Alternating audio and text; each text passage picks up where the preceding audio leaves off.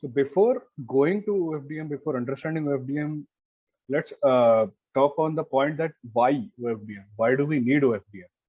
So this is a new term. What is frequency selective fading? Let's talk about that first. Okay. So why we are saying this as a frequency selective fading? Because only some parts of the frequency or the bandwidth are distorting. So to answer the question that why moving to FDM, we know there were two main disadvantages, that there was a degradation in frequency selective fading and it has relatively lesser spectral efficiency.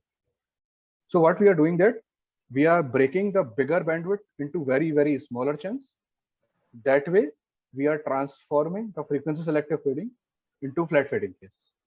Yeah, in the last case we taken two scenario when channel bandwidth is greater than signal bandwidth and others are less than. So currently in this scenario we have taken channel bandwidth within the signal bandwidth within channel bandwidth only.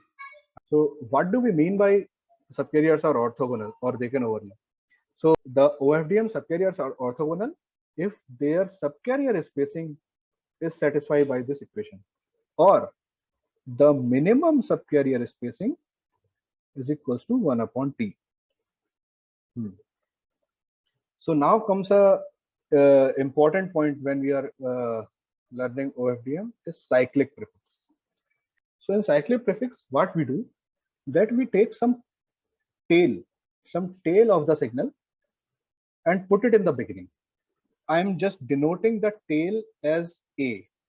Okay, this is just some samples, and for understanding purpose, let's say this tail I name it as A.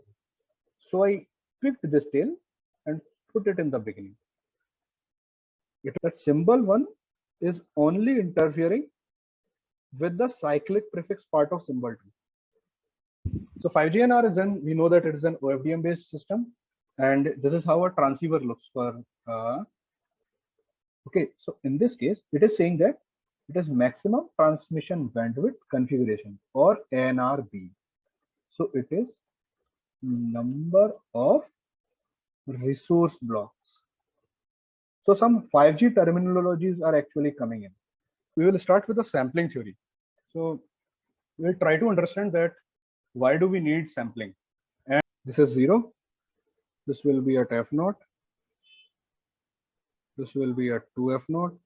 Similarly, this will be at minus F0. F0 minus Fm should be greater than equals to Fm, so that these two points do not overlap with each other.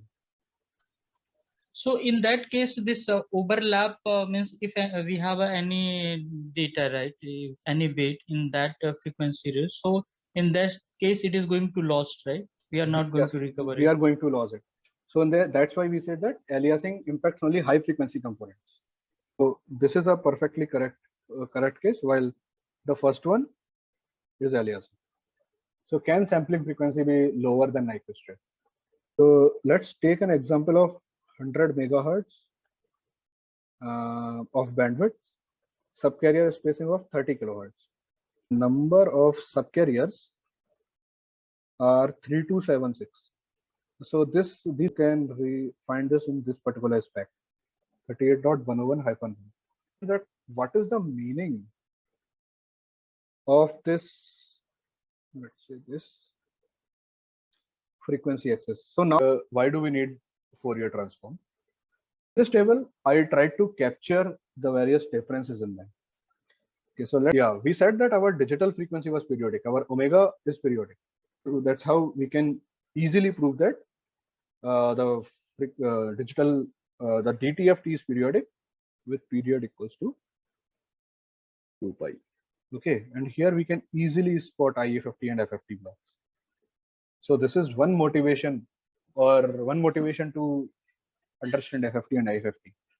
This point, that how do we calculate FFT size in 5GNR? MATLAB simulation of a generic OFDM transceiver.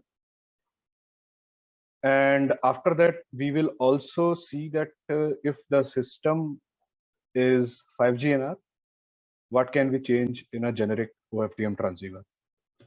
So this is a generic OFDM transceiver that I wrote. then plot the constellation. After that, I will include IFFT. After that, I will include cyclic prefix, and we will also plot the spectrum after this. So this is how the constellation looks like, and I hope you will agree that this looks like a QPSK modulation scheme. This is our spectrum. This is everything before noise, and yeah, this is my QPSK constellation after the noise addition. We increase the SNR, our BER should decrease. Okay, so here I have listed some parameters which we have. Here I have tried to draw a resource grid